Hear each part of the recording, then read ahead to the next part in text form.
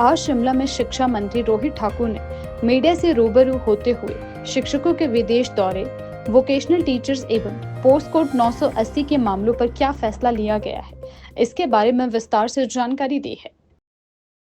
सभी कुछ दिनों पहले से जो है वोकेशनल टीचर्स और पोस्ट कोड 980 के जो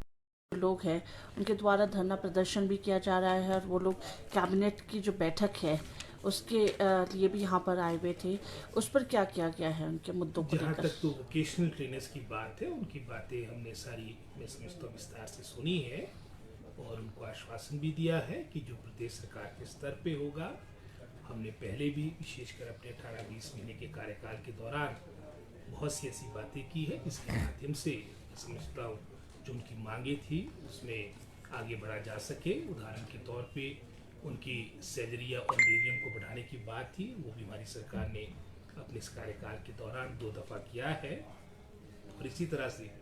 काफ़ी समय से इनकी मांग रही थी कि हमारे को छुट्टियों का भी प्रोविज़न हो, तो हमने 20 दिन की छुट्टियां भी वर्ष में हमारे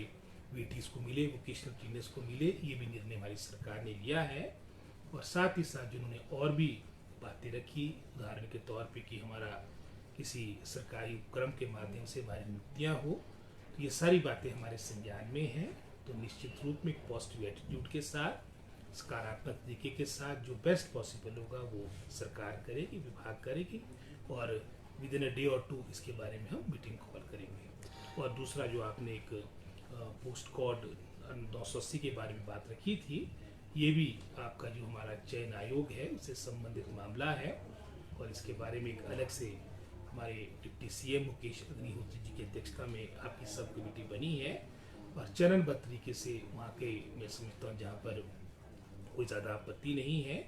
इन रिजल्ट्स को आउट किया जा रहा है और मुझे आशा है इसके बारे में भी शीघ्र निर्णय लिया जाएगा। सर, उसी के साथ था कि अभी बहुत से स्कूल्स में जो पिछली बाइट में आपने कहा था कि बागवानी क्लासेस शुरू होने वाली है, उस पर कितना काम हुआ है? आप जानते हैं मैडम, हमारा अगर हम प्रदेश की बात करें, एक बागवानी बाहुल्य क्षेत्र है और निश्चित रूप में एक पहचान प्रदेश की बनी है इस क्षेत्र में। और ऐसा नहीं कि प्रथम बार हो रहा है, इससे पहले भी आपका हॉर्टिकल्चर सब्जेक्ट रहा है एक ऑप्शनल सब्जेक्ट के रूप में और इसके बारे में एसओपी हमारा डिपार्टमेंट तैयार कर रहा है और हमारा प्रयास रहेगा कि एक ऑप्शनल सब्जेक्ट के रूप में हॉर्टिकल्चर को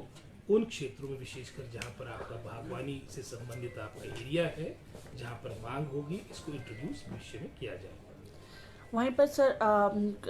कुछ स्कूल्स में जो है बायोमेट्रिक मशीन्स को हटाने की भी बात उठी है और उसी के साथ साथ एक सवाल और जोड़ना चाहूँगी, विदेश दौरों के लिए जो शिक्षक जाने वाले हैं उनके इंटरव्यूज़ के लिए क्या किया जा रहा है, ये भी